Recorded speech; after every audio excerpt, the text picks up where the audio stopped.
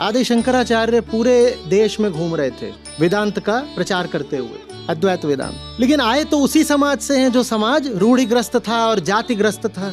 तो कहीं ना कहीं उनमें भी ये जाति वाले संस्कार शेष थे। अभी अब जाति और अद्वैत एक साथ चल ही नहीं सकते, पर उनमें अभी शेष थे।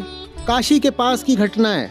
एक दिन एक चांडाल उनके सामने आ गया। चांडालों को माना जाता था कि ये तो निचली से निचली जातियों से भी नीचे के हैं, तो एकदम ठिठक गए, एक कदम पीछे हट गए। तो चंडाल ने पूछा कि किससे पीछे हट रहे हो, मैं कौन हूँ, तुम कौन हो। बहुत पूछना, कोई घटना घटेगी, कहेंगे अरे ये कपड़े ठीक से नहीं पहनती हैं इसलिए रेप हो जाता है। और जो 3-3 साल की लड़कियों का रेप हो रहा है फिर, और जो 70-80 साल की वृद्धाओं का रेप हो रहा है उसकी क्या बात है।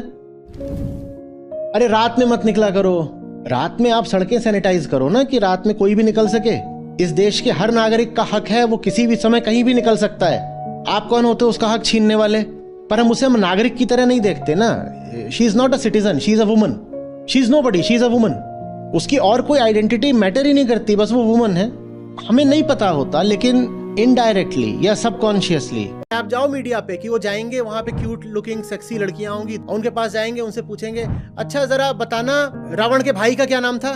तो फिर वो लड़कियां क्यूट सा हंसेंगी, वो बोलेंगी दुर्योधन, ओ हा करके हंसेंगे सब, और हो जाएगा कि देखो लड़कियां कितनी बेवकूफ होती हैं, इन्हें रावण के भाई का नाम नहीं पता। और लड़कियों को भी बड़ा मजा आता है कि देखो हम तो इतने क्यूट हैं कि सब हम पे हंस रहे हैं। अपना सामान उठवाना है तो किसी लड़के को दे देना है। गिल्ट होनी चाहिए ना कि अपने बाजुओं में दम नहीं है, होनी चाहिए कि नहीं। बड़ा अच्छा लगता है भाया सामान उठा देना। क्यों उठाए वो तुम्हारा सामान। और आप नहीं भी बोलो तो भी पुरुष जान गए हैं कि इससे कुछ ना उठ रहा, ये तो चिटियां का लाइयां है।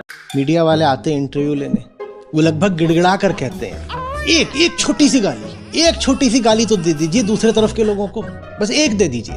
आप तो आचार्य हैं ना, आप कैसे आचार्य हैं, एक भी गाली नहीं देंगे।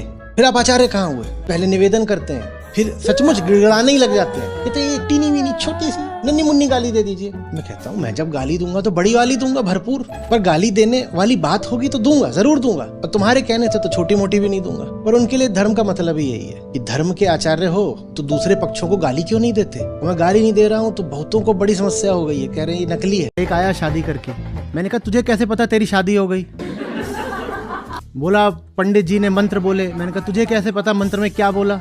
अगर उन मंत्रों से ही तेरी शादी घोषित होनी है, तुझे क्या पता उन्होंने क्या बोला है। संस्कृत तुझे आती नहीं, आती पंडित जी को भी नहीं है।